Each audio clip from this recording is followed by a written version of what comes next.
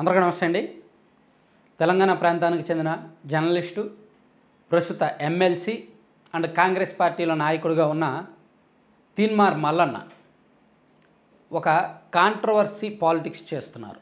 ఒక కమ్యూనిటీతో కూడిన పాలిటిక్స్ చేస్తున్నారు. బహుశా ఒక వ్యూహాత్మకంగా, ఒక ప్రీ ప్లాన్డ్గా, ప్రణాళికాబద్ధంగా వెళ్తున్నాడేమో అనిపిస్తుంది. మల్లన్న జర్నలిజం కెరీర్ మొత్తం కాంట్రవర్సీస్ ఎక్కువ. దాదాపుగా 4 ఏళ్ల కిందట అనుకుంటా, 5 ఏళ్ల కిందట క్యూ న్యూస్ అనే యూట్యూబ్ ఛానల్ ఓపెన్ చేసి కేసీఆర్ ప్రభుత్వాన్ని నెగ్గదీసి, ప్రశ్నించి, అడిగి, కడిగి ఒక రకంగా కేసీఆర్ ప్రభుత్వం మీద విపరీతమైన వ్యతిరేకత తీసుకురావడంలో, జనాల్ని చైతన్యవంతులను చేయడంలో ఆయన సక్సెస్ అయ్యాడు. ఒక రకం కేసీఆర్ ప్రభుత్వం మీద పూర్తిగా పోరాడాడు.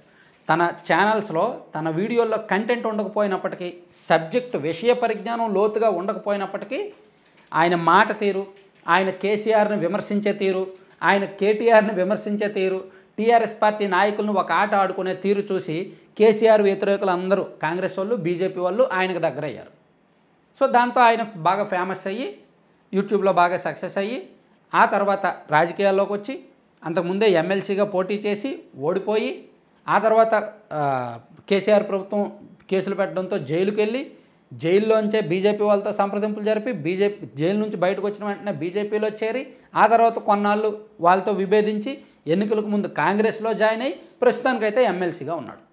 సో ఇప్పుడు ఆయన గత కొన్నాళ్ళుగా బీసీ పాట, కమ్యూనిటీ పాలిటిక్స్ అందుకున్నాడు. కేవలం బీసీల కోసం గలమెత్తుతున్నాడు. అయితే బీసీల కోసం గలమెత్తడంలో తప్పులేదు. బీసీలకు అన్యాయం జరుగుతోంది, బీసీలకు దామాషా పద్ధతి ప్రకారం రిజర్వేషన్లు అందట్లేదు, బీసీలకు దామాషా పద్ధతి ప్రకారం విద్యా ఉద్యోగాల్లో అన్యాయం జరుగుతోంది, అక్కడ వరకు తప్పులేదు.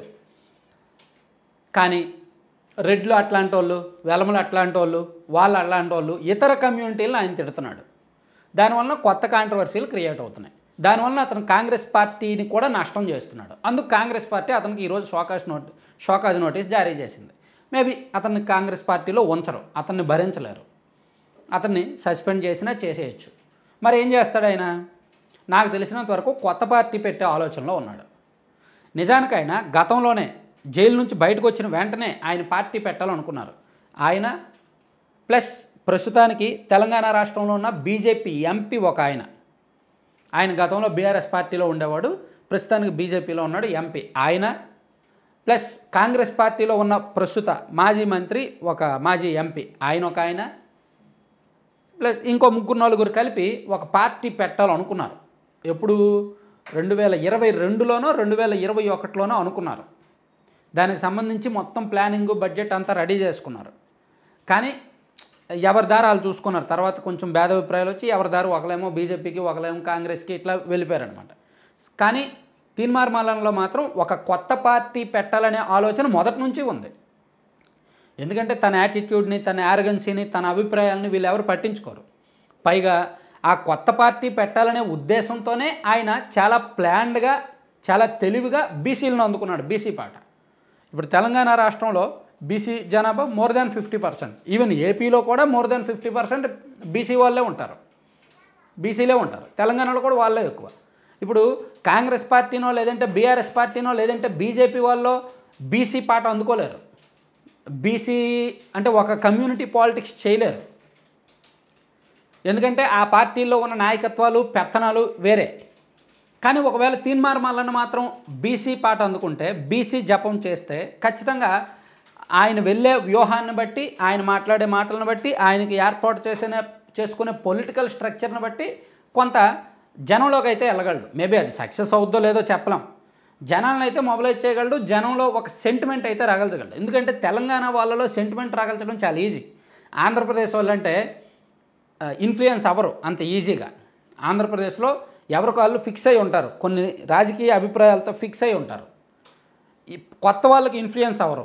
కానీ తెలంగాణలో కొంత ఇన్ఫ్లుయెన్స్ అవుతారు. కొత్త వాళ్ళకు కూడా వాళ్ళు మాట్లాడే మాటను బట్టి, యాసను బట్టి, పదజాలాన్ని బట్టి, కొంత సింపతి, సెంటిమెంట్, ఏరియా, దీన్ని బట్టి ఇన్ఫ్లుయెన్స్ అవుతారు అక్కడ వాళ్ళు.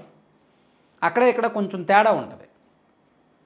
సో అది తీన్మార్ మల్లన్నకి బహుశా తెలుసు కాబట్టి, కాస్త ఆ విషయాల్లో కాస్త ముదిరే కాబట్టి అతనైతే రాజకీయ పార్టీ పెట్టే ఆలోచనలో ఉన్నాడు. అయితే అతని వెనక కూడా ఒక శక్తి ఉంది. అతనేమో ఈజీగా కాంగ్రెస్ పార్టీ నుంచి బయటకు వచ్చి రాజకీయ పార్టీ పెట్టేంత అంత కమర్షియల్గా ఏమంత బీభత్సమైన ఆస్తులు ఏమో లేవు ఒక పార్టీ పెట్టి నడిపించేది. అతని వెనక ఒక పెద్ద శక్తి ఆ పార్టీ పెట్టిస్తోంది అనేది ఒక టాక్ అన్నమాట. సో ఎవరు ఏంటి ఎలా అనేది కొంచెం కాలక్రమేణా విషయాలు బయటకు వస్తాయి, చెప్దాం టైం వచ్చినప్పుడు. Thank you.